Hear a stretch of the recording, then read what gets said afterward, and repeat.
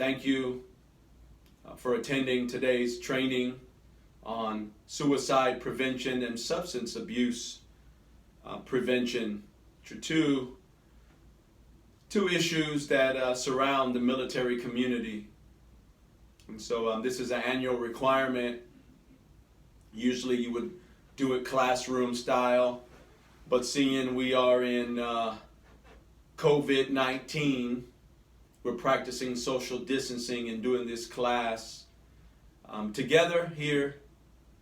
And if you have any questions, any comments, concerns, you can reach me either by phone or email or in person as you see me around your sections. So, suicide prevention, why we talk about it and why is it important?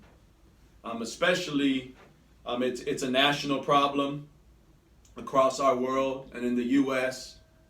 and even here on Fort Irwin. And there's stressors and factors that contribute. And then we'll talk about some of those risk factors here shortly. But the model that we'll be following today has to do, I know some of you have attended Engage skills training, and it kind of bases itself off the Army's model of ask, care, escort. And the question you want to ask yourself is, are you engaged? Are you engaged with your fellow man? Are you aware of your surroundings and what is going on in people's lives around you? It's so easy to get caught up in ourselves and go around life and continue life focusing on what we need to accomplish. But that's if you end up the end of the road in life accomplishing all your goals and stepping on people, then that's a sad life. And we should be lifting each other up. We should be concerned about each other. And it goes down to one word, love. Love for your fellow man and caring about each other. And that could be a simple good morning. How are you doing? How are things going? I notice things are different. What's going on in your life? And sometimes people hide their issues or whatever they're going through in life and don't want others to know about it. And that's in itself, that's part of the stigma that people encounter with and the lack of trust they might have in their leaders or in other people. And so as you're building a team, squad or section, you want to enable trust in your formation, to trust one another, to be able to talk to one another. And yes, sometimes that's a difficult position where you have to administer punishment as a leader and sometimes correct. But if you do it the right way, people will trust you. If you do it in love, people will trust you and begin to open up themselves to you. And so, self-awareness, right? It all goes down to self-awareness. We as individuals, we like to pile things on our plate and bottle things up. If you're one of those individuals that bottles things up, that's not healthy. Because if you overload a system, and we know this from physics and everyday life, if you overload something, it's not going to work properly or with the right amount of power or mental ability or capacity. And so we don't want to overload ourselves. And the military does a great job in providing resources throughout the Fort Irwin community and throughout the Army community. There are plenty of resources for you to reach out to. And you're looking at one of those resources, the chaplain. Chaplain's available 24/7, on call, phone call away, 760-217-8019. You have the MFLAC, Military Family Life Consultant. And you have Military OneSource. You have the National Suicide Prevention Hotline. 1-800-273-TALK, and I'll be revisiting this towards the end again. You have Military One Source, 1-800-342-9647. So, in seeking help, one, self-awareness. And you as leaders and as individuals, we have to recognize, first of all, when soldiers are piling on, when they're stressed. And you may ask yourself, well, I'm not a trained professional. But you are a human, and we should be caring and looking and concerned about others. And so, one key thing is to process your emotions. There's circumstances and situations that happen in our life, whether it be marriage, divorce, relationships, financial struggles, legal problems, drug and alcohol use. Things that pile on in our life, and sometimes we feel overwhelmed and we don't know what to do with all these things that are overwhelming us. Faith plays a factor. If you're a person of faith, seeking out your faith, seeking out a religious leader, practicing meditation, processing your emotions. And we also have mental health that can help you, walk you through that. The chaplain, the marriage and family life consultant, can help you walk through that. But what I'm telling you is, don't let life pile on to the extent where you're overwhelmed with emotions and you're overwhelmed to the point where you can't think straight. And so you resort to alcohol and drugs and other factors to alleviate, which they might alleviate for a minute, but then you have to experience the hangover or experience the consequences of your decisions. Well, those are not healthy means to process your emotions. And so when we're looking at suicide, what are some risk factors? I'm going to name some of them, but I'm asking you, what are some risk factors that we ought to pay attention for? And maybe you don't know. And so, failed relationships. Relationships, it's a big factor in a person's worth, self-worth, in a person's decision to hurt him or herself. Financial stress. Number one cause of divorce is, well, it was a couple years ago, I don't know if it is now, but it is a factor in divorce, and that's called financial stress, financial problems. Relationship problems. That's a risk factor right there. Legal problems, drug and alcohol use, and access to means. And what I mean by that, access to means or abilities to hurt oneself, whether it be firearms or overdose on things like drugs and substances, or whatever the means might be. Oftentimes, individuals vocalize their suicide ideations. It may be by gesture, I'm thinking of hurting myself, or even in a joking manner. But you have to really pay attention to those things, because you don't know. You don't know, it might be some person's cry for help. And then there's been instances where people give no signs. People have learned and gone through many of these classes where they don't give signs as to, or they don't vocalize or give signs as to what they're thinking in their mind, and that's dangerous. And that requires a drawing out, asking, which goes with ACE. Ask, care, escort, which goes with being engaged. Ask. If you don't know, ask. Don't assume. And so what are some protective factors? Right? And what we've seen is coping ability. And we use that buzzword a lot in the military. Resilience, which is the ability to what? To bounce back from a setback.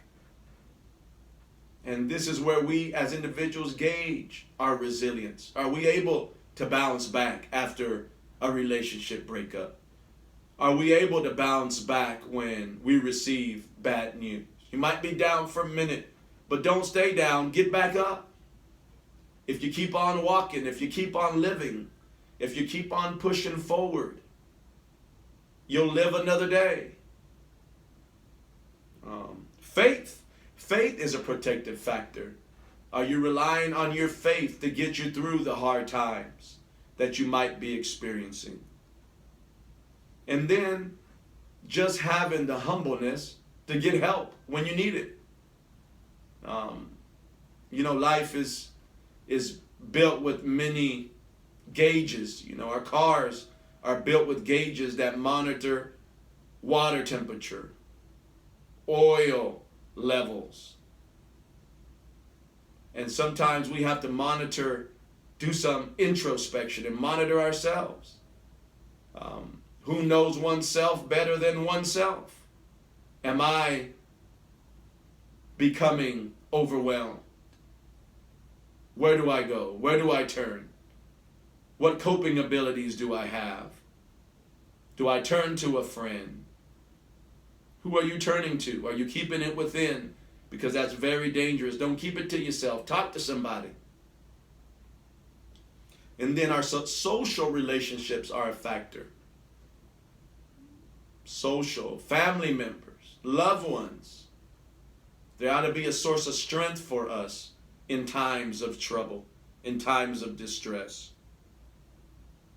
So those are some protective factors that keep people from hurting themselves or abusing alcohol and drugs.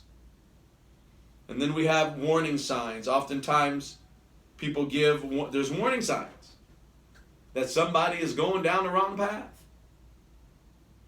Now, you may, in your faith, think it's okay to drink a little bit, or you might think within your moral compass that it's okay, but when does it become a problem?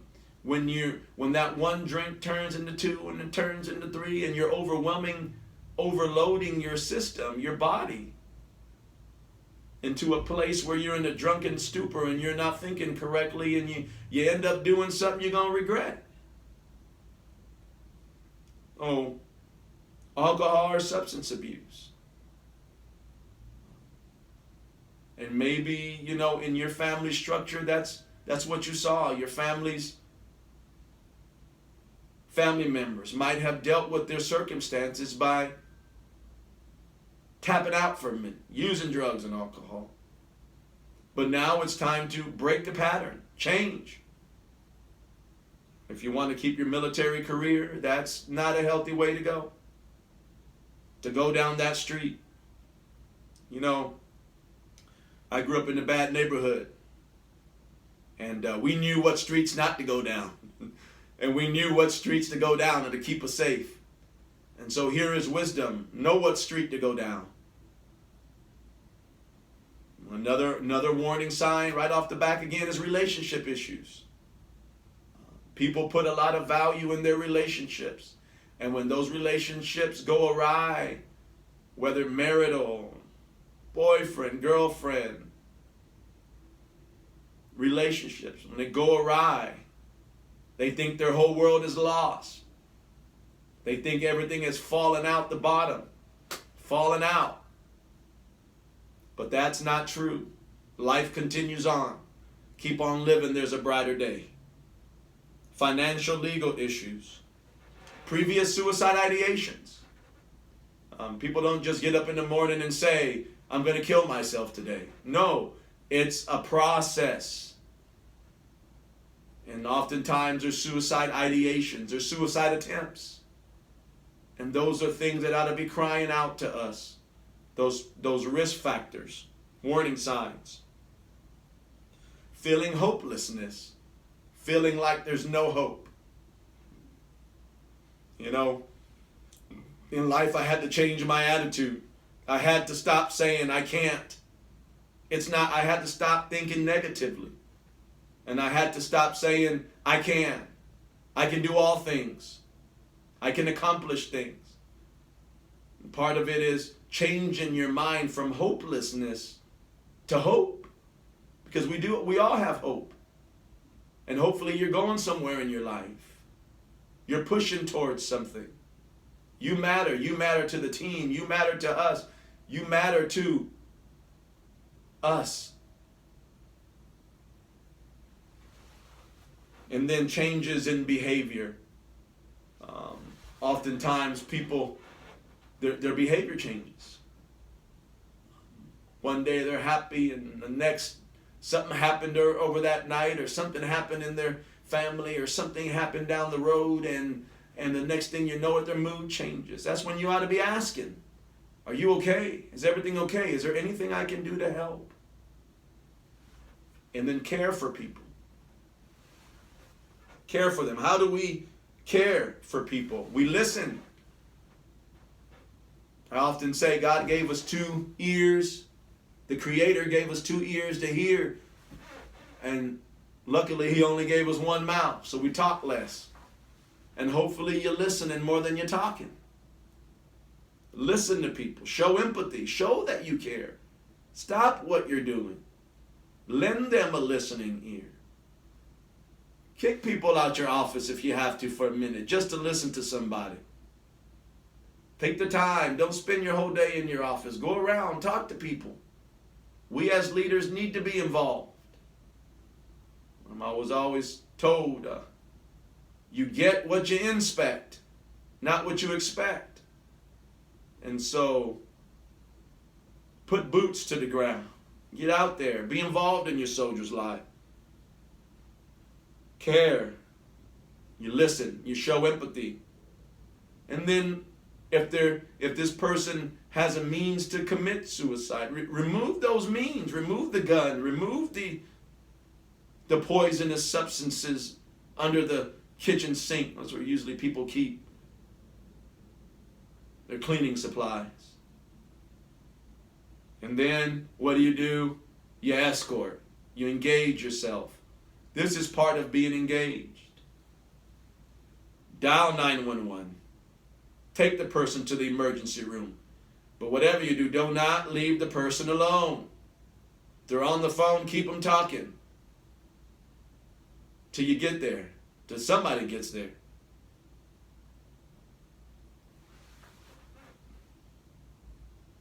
Now, in closing, I want to talk about removing the stigma. Throughout the military, there seems to be a stigma of obtaining help. People fear it being annotated on their records, military records. Or people fear, what are people going to think if I go get help? Luckily, I'm the chaplain's confidential. We don't have to meet here. We can meet at other places. We can meet, there's other offices on this installation that I can find, and we don't have to meet in the squadron footprint. But don't think that you're alone out there. There's somebody that cares for you. In our regiment, we've adopted, the chaplains here have adopted a motto: every soldier is our soldier. Feel free to stop me wherever you are. If I'm in the motor pool, stop me, we'll talk. But remove the stigma. Set the example. Leaders, set the example. Remove the stigma. If you need help, get help. Talk about your therapeutic experience and how it has helped you. It gives strength to others and helps. We're not a product of ourselves. I didn't arrive here as a product of myself. I had others along the way that pushed me up, that grabbed my arm, that kicked me in the behind when I needed it, that helped me get to the place. And so we're not alone in this battle. We're not alone in this world. Get help if you need it. Swallow your pride. Swallow your pride and get help. I'm talking by experience here. Don't tolerate bullying or embarrassing people in your formations. Don't tolerate that. Call it out. Stop it. Correct it if it's wrong. Sometimes your vocal correction in public will speak volumes to others. And then, maintain a climate of trust. Not only in the workplace, but in your relationships. Maintain a climate of trust. Trust one another. Grow in grace. We spend a lot of time with one another in the field, at PT, in the gym. This is a small installation to run to people in the commissary, run into people at the gas station, people that you know. Say hello. How you doing? Take the time. I know we're in California, but common courtesies go a long way. Show people that you're approachable. Don't keep life to yourself. Share your experiences. And so in closing, I want to recap here. I'm going to give you some numbers. The National Suicide Prevention Hotline, 1-800-273-TALK. Military One Source, 1-800-342-9647. Battle Shepherd, that's me, squad, also known as a squadron chaplain, 760-217-8019. Help is just a phone call away. And as in closing, engage yourself. Don't be a loner, be part of the team. If you feel alone, you don't have to feel that way. Come talk to somebody. Ask, Care, Escort. Thank you for attending today's brief. Hopefully it benefits you. Be part of the team. Move forward. Alans.